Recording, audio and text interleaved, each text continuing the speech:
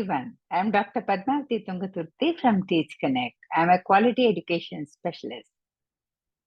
Teachers struggle all through the year to see that the students write their end of year assessment and pass in flying colors.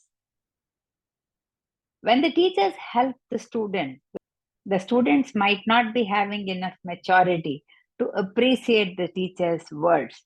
That is, they don't complete their work then and there, but still, it's the responsibility of the teachers to see that the students pass with flying colors. The students are supposed to stay mentally and physically fit to write these assessments. Class 10 board examinations are good and easy, provided the students do their homework well. In this process, the students might undergo some stress. But is the stress valid? Definitely not. The stress is not at all valid. There is no reason for an academic examination. It is not at all required to face the stress. Even then, if the students are facing a particular tense at home, or when the parents are unable to be on the same page as the student, just advise the students to follow these tips to stay mentally and physically fit. Therefore, teachers, please note and have a look at this video to note down and jot down the important tips to help the student to stay mentally and physically fit. We will look at the first 5 physical health tips. Tip number 1 out of the 5 tips is to maintain a balanced diet. Eat vegetables and fruits a lot. Make them a portion in your thali meal. Excessive consumption of sugary or processed food might lead to lethargy, and they will have energy crashes also. Tip number 2 is to stay hydrated. Drink plenty of water. Advise this to students because it is quite warm outside besides being chill months. It's okay. We have to take up this heat. Our body will absorb the heat.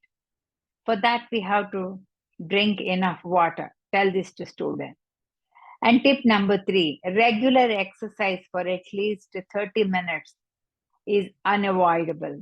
Students have to go out for exercise in the open air, right in the morning or in the evening. This will help the student to maintain their physical health. Tip number 4 is to have adequate sleep. If these are followed, then definitely the stress levels will come down. 7 to 8 hours of quality sleep is required.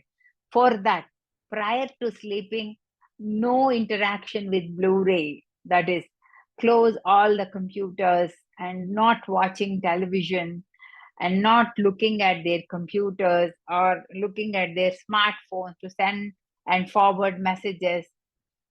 Therefore, these tips will help. Tip number 5, not to drink and sip coffee with sugar or without sugar after 5 p.m. Caffeines will keep the brain very, very active if taken in limited portion, but that will also not help the students to have a quality sleep. Limited caffeine is good, and that too before 5 p.m. and very, very limited sugars. This will help the student to stay physically healthy. Next, now 5 tips to stay mentally fit. The first one is to practice meditation. There is nothing much that somebody should teach the students meditation. Just close eyes for a while, maybe about 15 minutes, and sit calm and quiet in a serene atmosphere. This will help reduce stress. Tip number 2 is to set realistic goals. Let each student have a goal journey. Let them not compare with each other. Therefore, setting realistic goals. It's okay. No need to score 100% of the marks. It's okay not to score. And all the students are not cut out for scoring 100% of the marks. Tip number 3 is to take regular breaks. Studying for extended periods will only put the students to stress and they can't maintain their concentration. Tip number 4 is reach out for support if they do not understand the concept or if they feel agonized. It's good to talk to elders, that is, parents or teachers. Sharing their concerns, definitely experienced people will be able to help them. Tip number 5 is positive self talk, letting the students know that they can do best. The teachers, please give these 5 physical health as well as mental health tips to students.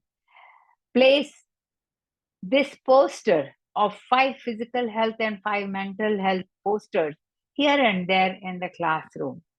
Maybe for grade 9 as well as grade 10 or grade 12, the graduation class students. This will help the students look at those concepts every day and try to assimilate that they have to do a positive self talk and reach out to support, taking enough good breaks, and setting realistic goals and practicing meditation. Slowly, one after the other, if one tip is in place, the rest of the tips also will be in place. Thanks for watching my video. Physical health and mental health are important first. Later, academics will follow. When you are stable, students, if they are stable, they can definitely do wonders in their final assessment. Thank you.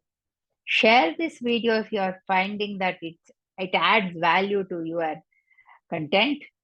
Share it to other students also who you feel that they need to do a positive self talk. Thanks for watching.